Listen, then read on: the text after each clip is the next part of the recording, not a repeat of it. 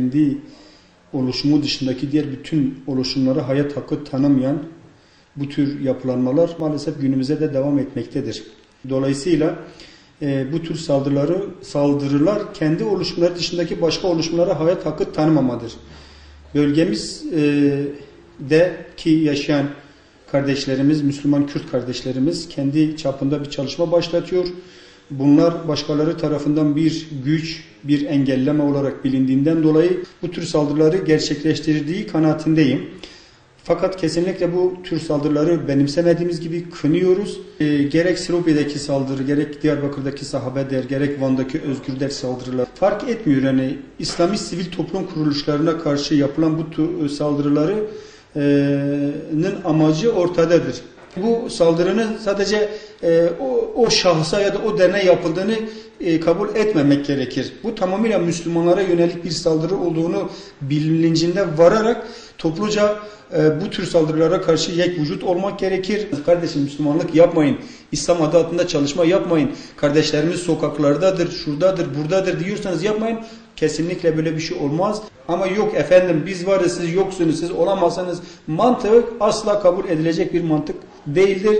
Bu ne olursa olsun İslami çalışmada yapılacak, Türkiye'de yapılacak, Van'da yapılacak.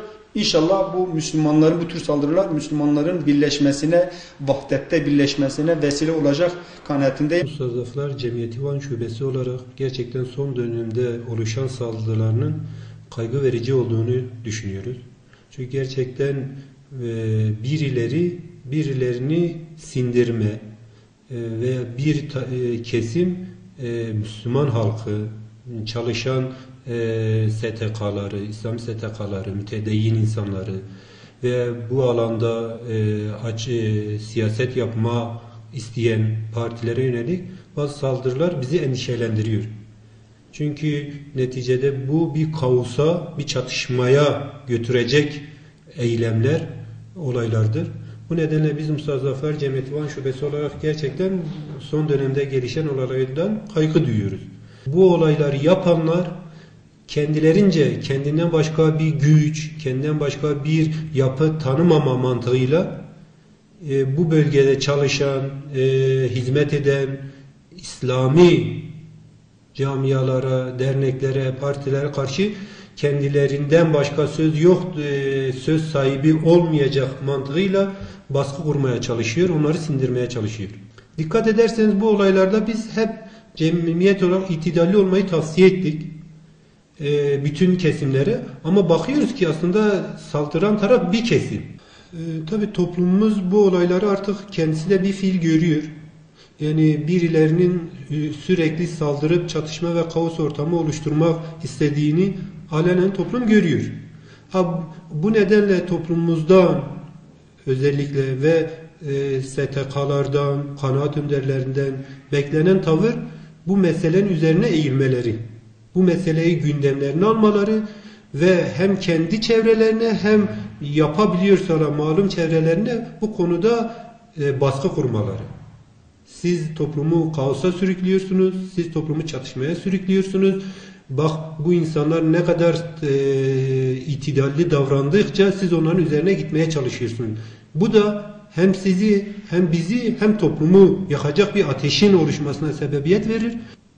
Yani onun için İslami STK'ların, toplumun, özellikle toplumun bu konuda da onların oyunlarına kesinlikle gelmemelerini tavsiye ediyoruz. Saldıran tarafa diyoruz ki gerçekten bu toplumun huzurunu, bu mutlu ortamı bozmayın. Saldırıların temelinde PKK'nın ve BDP'nin bölgede kendisi dışında farklı bir sesin çıkmasını istememesinden kaynaklanıyor.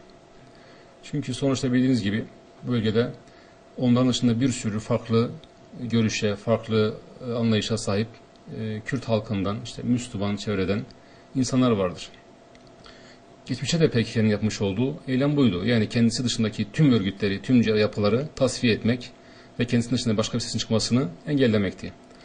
Tabii ki buradaki en büyük korkuları Müslümanların sesinin çıkması ve halkın Müslümana teveccüh etmesidir.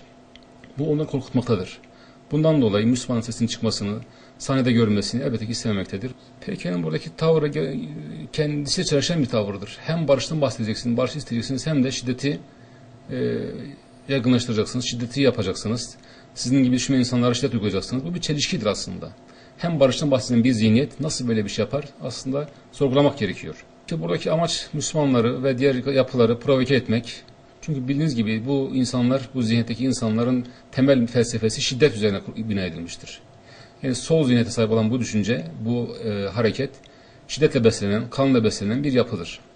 Ve bu onları besleyen bir güçtür. Yani barış ortamı onlar için uygun olmayan bir ortamdır. Burada amaç halkı provoke etmek, Müslümanları provoke etmek ve bu şekilde kendisine bir alan açmaktır. Bundan dolayı Müslümanların ve diğer yapıların bu konuda biraz daha sabırlı olması lazım, provoke gelmemesi lazım, dikkatli olması lazım.